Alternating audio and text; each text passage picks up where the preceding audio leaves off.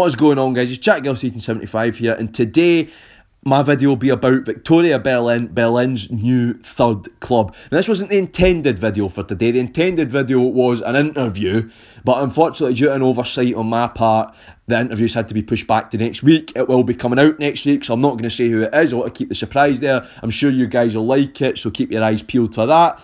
So I did an emergency Twitter poll, and this was the video that was voted for. Now, I'm really looking forward to doing this one because Viktoria Berlin have just been promoted to the Dritte Liga, which means the long search for Berlin's third club is finally over. Berlin's been looking for a third club for quite a while, and Viktoria have become that, in my opinion. So that's what this video is going to be all about. I'll be looking at some background to how Viktoria have finally ended the search for Berlin's third club, a bit of background obviously to why Berlin have been looking for a third club, and obviously football in Berlin in general, a bit of Viktoria's history, a bit of how Viktoria have got to this point, how I think they're going to get on in the Dritte Liga next season. So I hope you guys enjoy this video. Thank you again for voting on the emergency Twitter poll at short notice. Let's jump right into it. Of course, Berlin's top two clubs don't need any introduction, but they are Hertha BSC and Union Berlin. Now, ever since Union managed to reach the Bundesliga, football in Berlin's profile has risen massively. Union have adapted to Bundesliga football really well, and at time of recording are sitting just outside the European places. Urs Fischer has done a phenomenal job. I don't like admitting that as a Hertaner, but there we go. And as for Hertha, they've not had the best season, but at time of recording, it looks like they will be staying up. Paul Dardai pulling off the great escape there when he came back for his second spell of management. So that is excellent for Berlin football. It looks like next season we'll have a third consecutive season of Berlin derbies and two Berlin representatives in the Bundesliga, which makes Berlin the only city in Germany to have two representatives in the Bundesliga, which is a massive achievement for Berlin football. So, of course, out of the two, I'd argue, despite the poor season, Hertha are the biggest club in Berlin, and that's not me being biased. Hertha have massive amounts of history, silverware galore, you know, old German championships, old Berlin championships in the 30s, everything like that. So they do have a lot of silverware from the olden days. They're arguably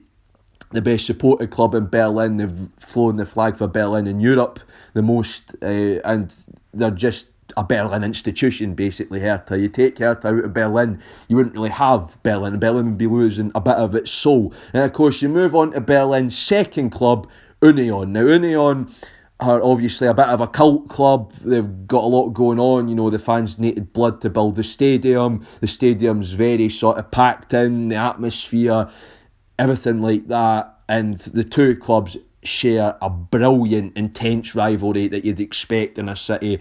Proper derby, and great fans. Like I was saying, I'm not going to be biased as a Hertana. Great fans on both sides that really help the rivalry make it what it is, and it's uniquely Berlin, the Berlin derby. So, because that's Hertha and Union, and they're Berlin's two biggest clubs. So, arguably, yep, Hertha's Berlin's first club, Union is Berlin's second club. But Berlin has been lacking a third club, and that's what we're going to move on to talk about next. We'll also look at the beautiful Berlin skyline on your screens. I'm going to talk a bit about why having a third club is important to cities, how Berlin has struggled to find a third club, and why they've struggled to find a third club. So first of all, why is having a third club important to cities? Well, it raises the city's football and profile, and it is great for everybody, from the boardroom to the pitch to the terraces. It's excellent for all involved. On the terraces, it means you have a club to support on away days if you're from that city, if the big club's on away days, or you just genuinely have a small local club in the city to be proud of.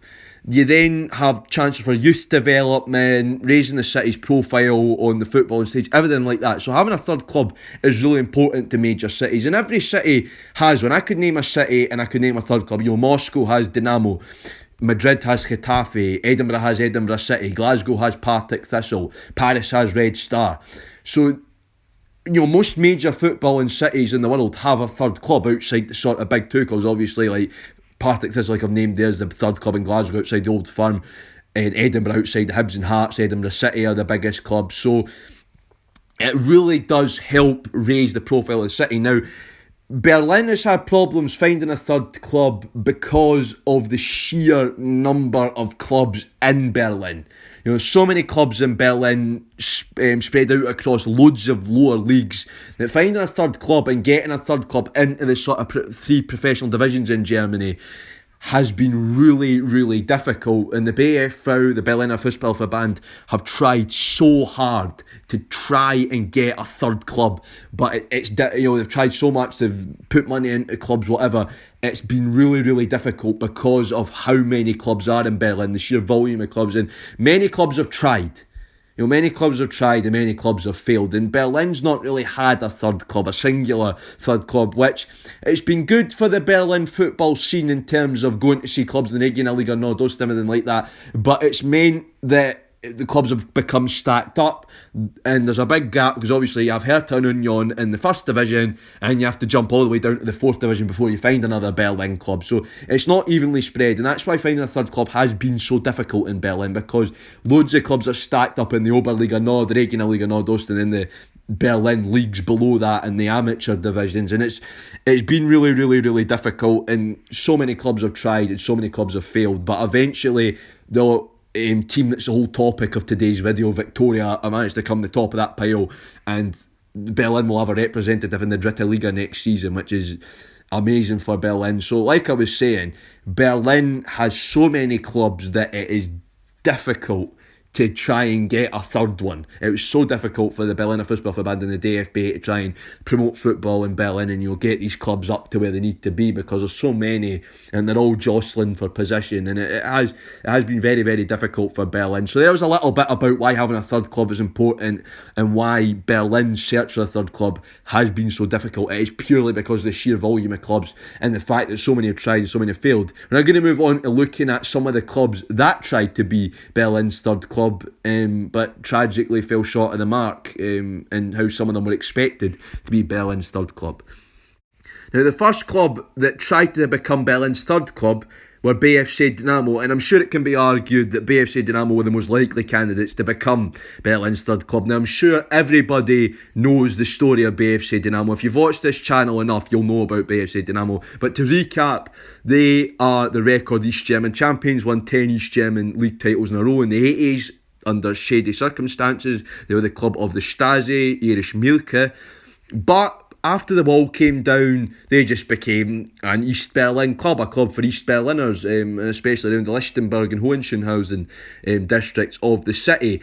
And whilst BFC are well supported, that has not translated to success on the pitch. Now, the assumption was when the wall came down that BFC were just going to become Berlin's new third club. And even become Berlin's second club. In fact, some people even tipped them overtake Hertha. Now, obviously, without the backing of the Stasi, it all fell apart for BFC and they very quickly slid down the divisions. And that sort of big success that were tipped for when the vendor came along just didn't happen. BFC did not become an all-conquering powerhouse within Berlin, and they now find themselves in the Regionalliga Nordost, which isn't a really fitting place for the champions of East Germany. When they used to be East Berlin's premier club, they're now not even Berlin's third best club, a United Berlin's third best club.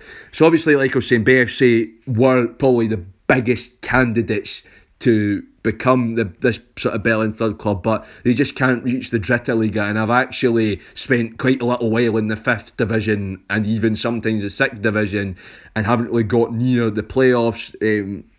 In the curtailed Regionalliga Nordost season this season, I think they were sitting around mid-table. So it's not been great for BFC, and that sort of being tipped for being Berlin's third club just didn't happen. Now, the next candidate we're going to talk about is TB. Now, the second biggest candidates for becoming Berlin's third club were Tennis Borussia Berlin, or TB for short. Now, TB were a big club in West Berlin and actually spent quite a few seasons in the Bundesliga in the sort of 60s and 70s. Now, for a few of those seasons, they actually were better than Hertha, and one of those seasons, Hertha actually got relegated. So for quite a little while, TB were West Berlin's second and sometimes even first club. Unfortunately, that hasn't carried on into the 21st century, and it sort of stopped in the 70s. Now, people were expecting TB to do well out of the vendor which was the reunification, they really didn't. And TB, whilst they're well supported, like BFC, that hasn't translated into success on the pitch. Now, those halcyon days of the Bundesliga in the 70s and the 80s, I don't think they're coming back anytime soon for TB. They've fallen down the divisions. They were in the Oberliga Nord, they got promoted to the Regionalliga Nordost, but unfortunately that promotion is done because the Regionalliga Nordost got called 11 games in due to the COVID situation in that part of Germany, and they unfortunately got relegated back to the Oberliga Nord, the 5th tier. So I don't think Tennis Borussia Berlin are going to be Berlin's third club anytime soon. But again, like BFC, they were a big candidate for it, but the reunification just wasn't really that kind to them. It was not kind to West Berlin clubs. We're now going to move on to talk about one of the outside candidates and one of the newer ones for becoming Berlin's third club, and that is VSG Glienicke. One of the newer and more outside candidates for being Berlin's third club were VSG Glienicke, who are the current holders of the Berliner Landespokal. Now, Glienicke are a small club from Köpenick who play their football at the Ludwigshafen Sportpark because their stadium, the Velliesega Sportanlage, isn't up to 4th tier standards. Now, last season, Glienicke had a phenomenal season. They just got pipped to the post for the playoff spot, the Regionalliga playoff spot, by Lokomotiv Leipzig, and they hammered, ironically, Viktoria 6-0 in the Berliner Landespokal final. Unfortunately, of course, with the league being called 11 games in this season, they didn't really have a chance to repeat that success from last season, but Glienicke were certainly a club to be reckoned with, and I don't write off their chances just yet. Don't write off their chances just yet to become a Berlin's third club. We don't know how Victoria are going to do in the Dritte Liga, and we don't know how Glienicke will get on in the Regionalliga Nordost next season. Unfortunately, COVID completely curtailed things for them, but they did have that Berliner Landespokal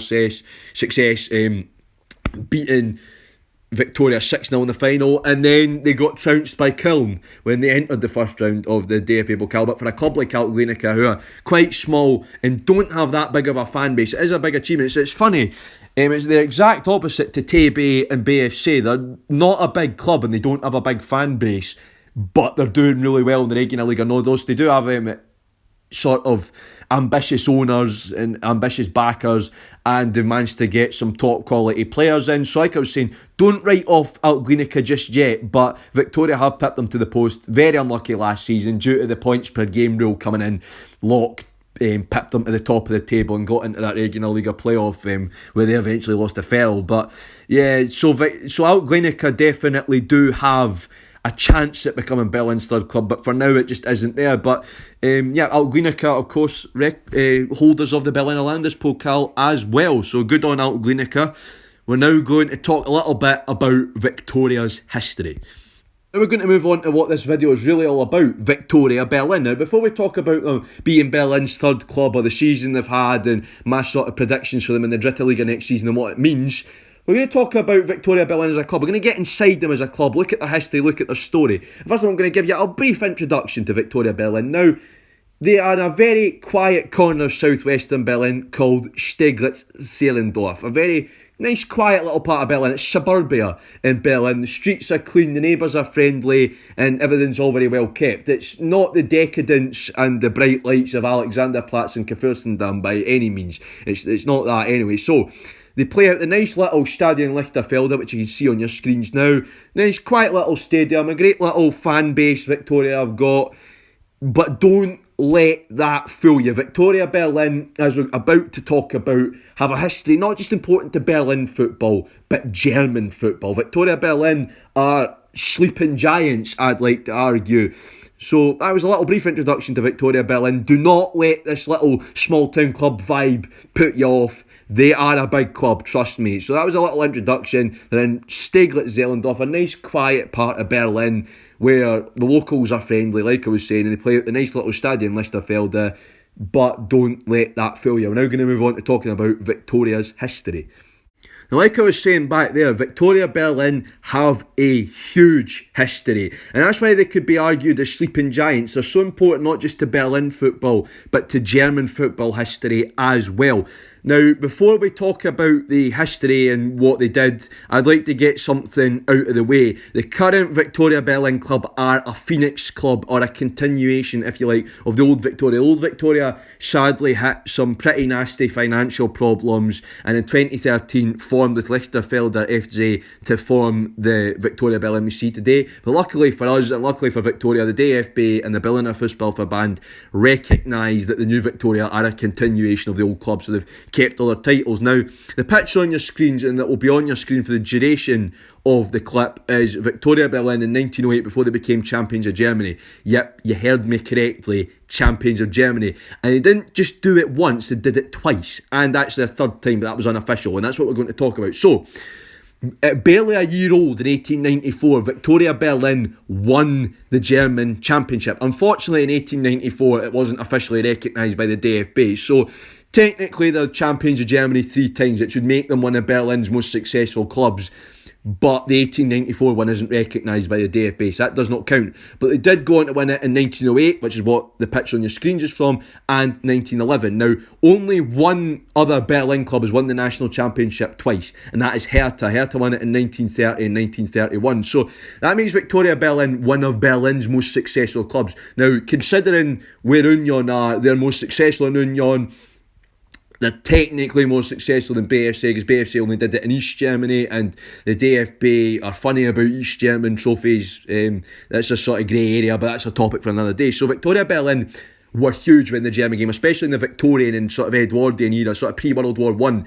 Viktoria were absolutely huge within Berlin and German football. They took German football by storm. Even the Kaiser was interested in Viktoria Berlin. That's the boss. The boss was interested in Viktoria Berlin. Kaiser Wilhelm took a keen interest in them, and even watched them training when he used to summer in Berlin. He used to watch the boys training, apparently. There's an old Berlin folktale for you. Make of that what you will. But apparently Kaiser Wilhelm was a bit of a Viktoria Berlin fan, and a bit of a soft spot for Viktoria Berlin.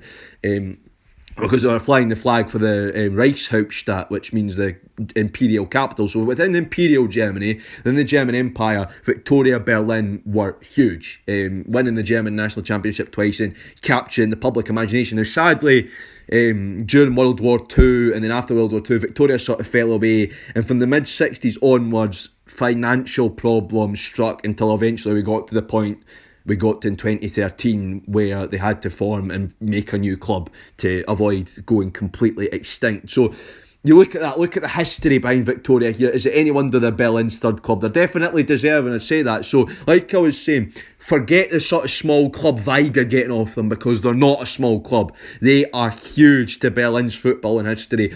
2 times German champions.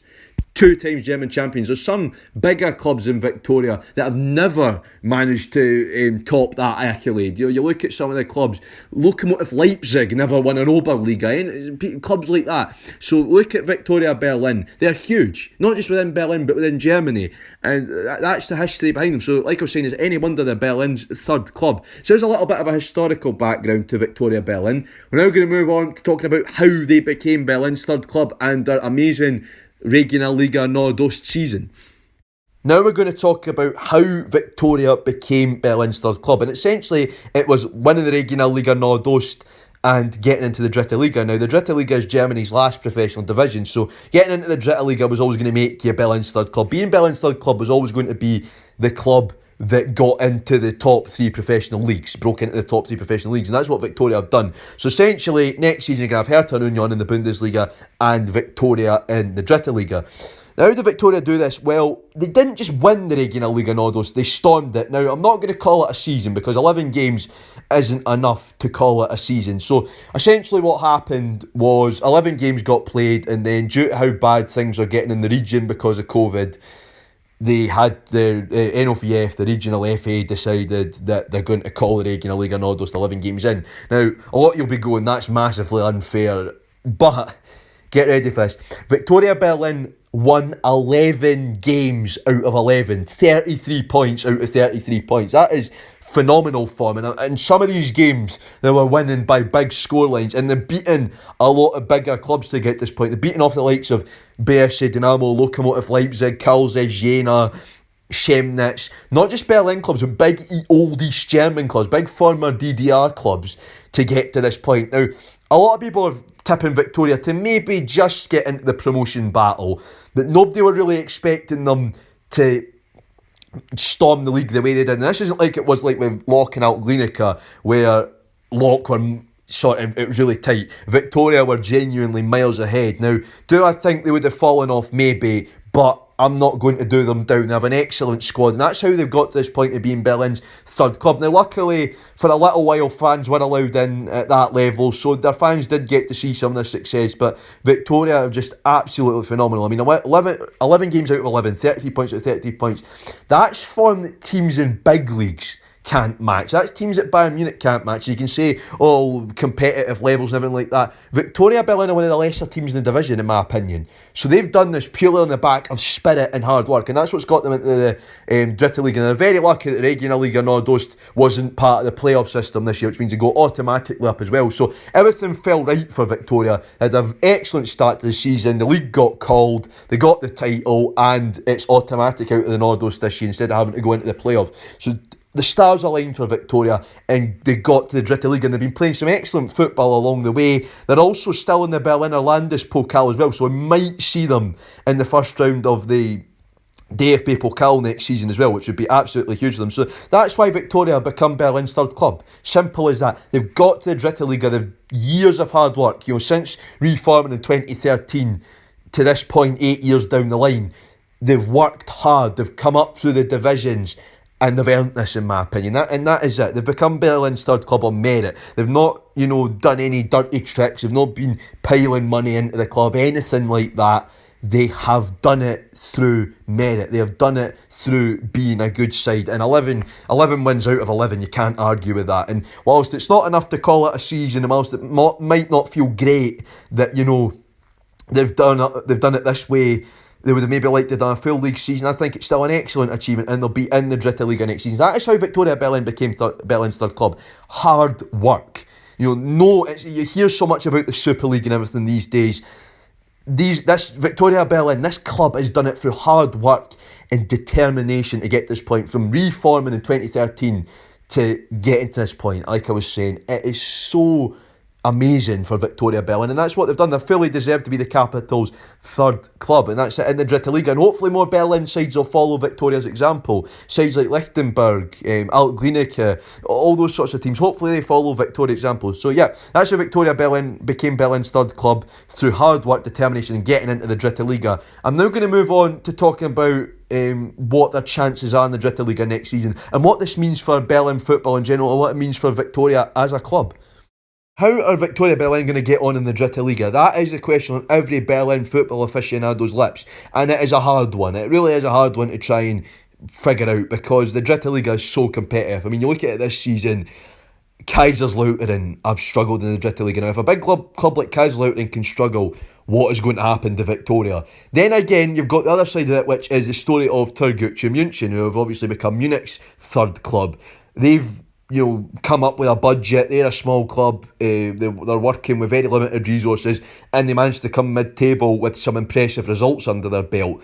That is what Victoria should be basing themselves off, and I think they'll all be looking at Türkgücü going, well, they're on a budget, they have limited resources like us, and they've managed to come mid-table, which is really impressive for Türkgücü. I think Victoria will definitely look at that and go, we're more than capable of that. So for me, Victoria have got a lot going in their favour, and I think they will just stay up. I'm not going to predict where they're going to come on the table, but I think they will stay up. Definitely. Will it be mid-table? Probably not. But I do think Victoria will stay up, because they have got a good set of players. They're already improving the standard of their squad. They're bringing some new players in, and they're looking at it going, if clubs like Türkgücü and Saarbrücken can do it, we are more than capable of doing it. Absolutely. So that 11 wins out of 11 in the Regional Liga Nordost definitely goes in their favour, because they were beating sides with Dritte Liga experience like Karlsruhe, Jena and Chemnitz. They were not just beating them, they were getting very convincing wins against them. It wasn't just like, beat them 1-0. They were getting 2 or 3-0 wins against them. So I think Victoria definitely have that going for them in their favour. But there is a few things, like I was saying, the Dritte Liga that go against them. The Dritte Liga is a very competitive league. And if you so much as even slightly slip up, you're done. Now, we're going to take Hallescher FC as an example.